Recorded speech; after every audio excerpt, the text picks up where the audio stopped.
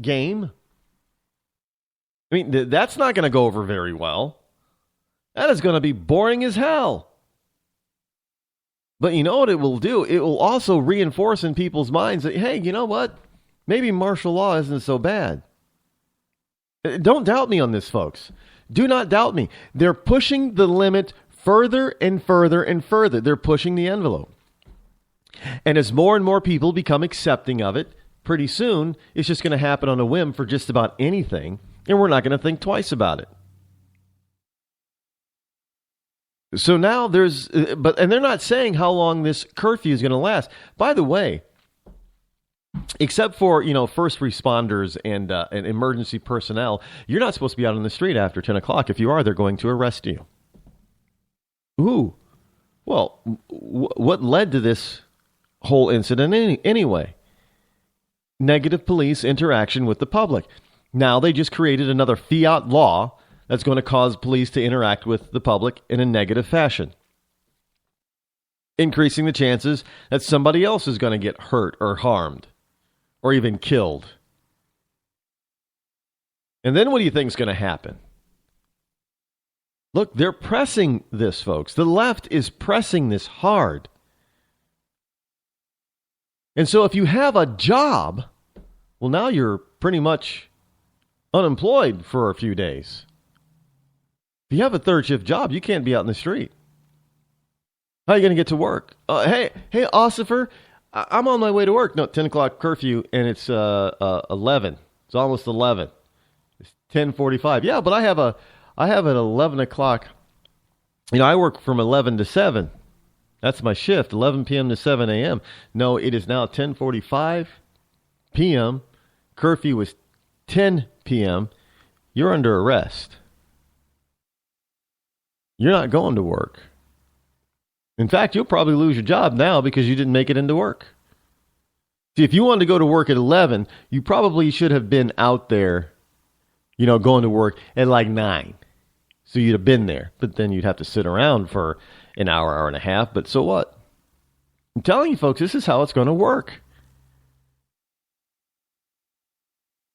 This is what it means in real life. Now, do not get me wrong. I am not saying that you let these people get away with whatever they just got away with. Absolutely freaking not. But you put a kibosh on it, you quell it, you contain it, and then you let the rest of the city go on about their business. You don't let this expand until it gets out of hand. You don't tell the police to fall back, retreat. You don't, as a mayor, go out there and say, well, we'll let them destroy certain parts of the city. They have a right to. No, they don't. And then after you make the mistake, you don't punish an entire city by locking it down. But folks, this is exactly what they did. I told you this was going to happen. I also told you that there were going to be people, even on the right, that thought this was a good move. It's a bad move. It's a dumb move. It's a move that did not have to happen if they were on top of it to begin with. It didn't have to happen. There did not have to be a curfew tonight. There did not have to be a fiat law instituted that if you're out past 10 p.m. for whatever reason, no matter what the reason, unless you're a first responder or, I guess you're going to have a special card, you're going to be arrested. Can you say Nazi Germany? I'm serious, folks. We live in the United States of America. We're not under any sort of war statute or state of emergency. Baltimore should not be under a form of martial law because their government screwed up. Their leadership, from the mayor to the governor, screwed up.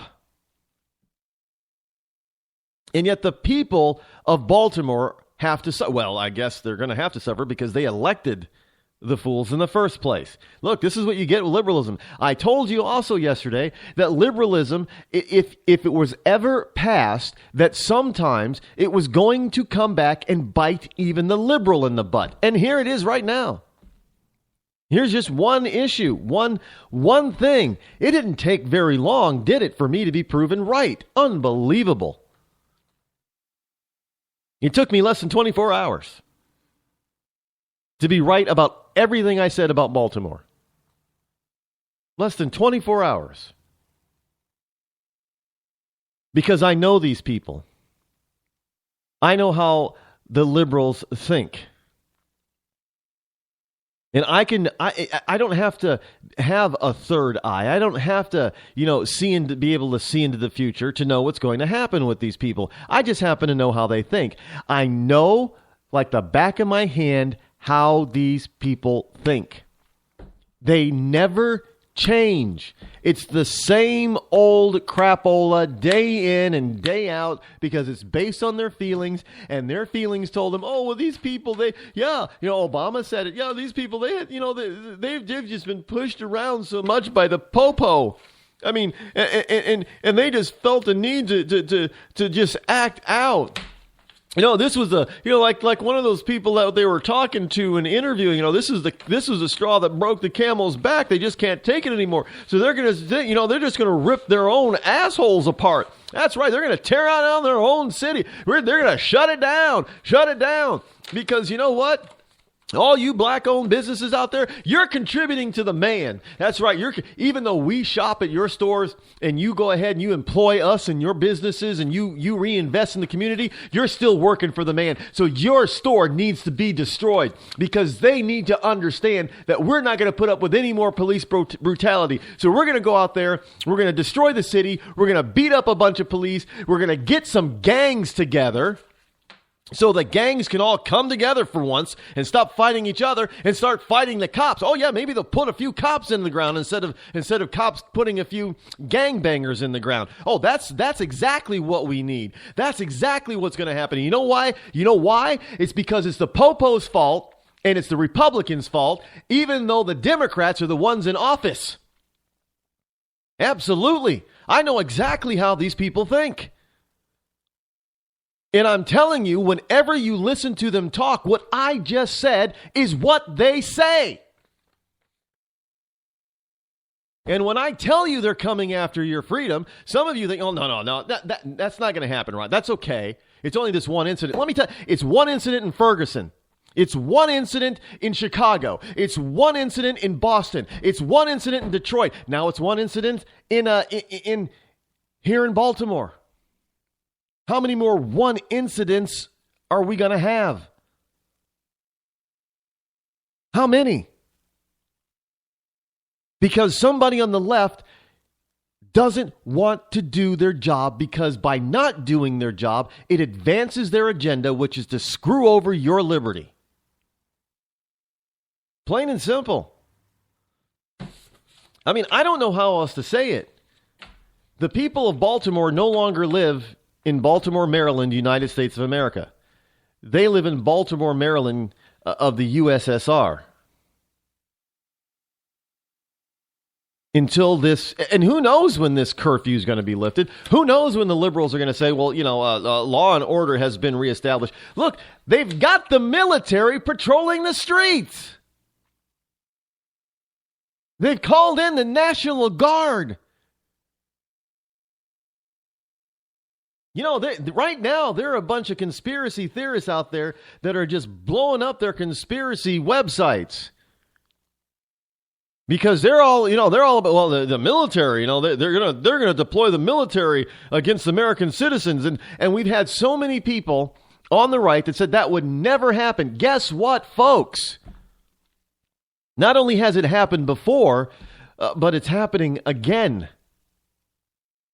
Let me remind you of the 60s and 70s. Kent State. Those students were shot by National Guardsmen. I'm just saying. I'm not predicting that this is going to be a repeat of that type of incident. But what I am saying is now, in order for the liberal Democrats to regain control of the city that they lost control of because they didn't act soon enough to gain control and keep control, they brought in the military. Now, that's part of martial law planning, folks.